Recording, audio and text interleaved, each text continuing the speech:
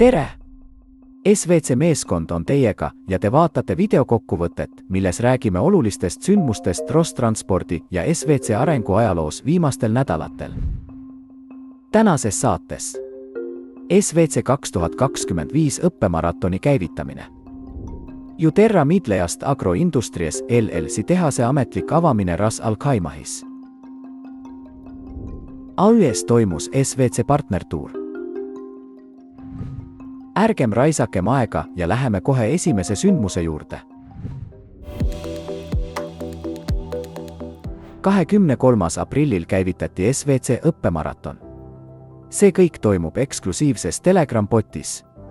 Sealt leiate lingid otse-eetritele, iganädalased õppetunnid, ülesanded ja testid, tugichatid 6 keeles ja palju muud. Liituge! 10. aprillil avati pidulikult Ras Al Khaimahis Juterra Midleast Agro Industries LLC tehas. See sündmus sai Juterra uuendusliku bioorgaanilise väetise tootmise ametlikuks alguseks. Seadmete ja labori kavandatud algvõimsus on 1 000 000 liitrit eliksiiri, mida on võimalik suurendada 2 miljonini, kui tehas töötab ööpäevaringselt.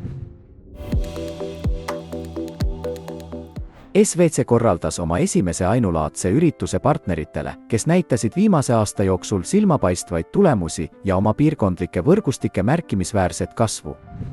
Tuuril osalesid ka makropiirkondade direktorid, piirkondlikud kuraatorid ja 2024. aasta maratoni võitjad. Reisi raames külastasid osalejad Sharjahis asuvat Juskai testimis- ja sertifitseerimiskeskust ning osalesid Juterra Midleast Agro Industries LLC tehase pidulikul avamisel.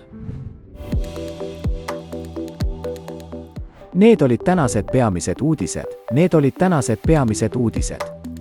Klõpsake tänasele saatele kindlasti meeldib ja jätke kommentaar. Nägemiseni!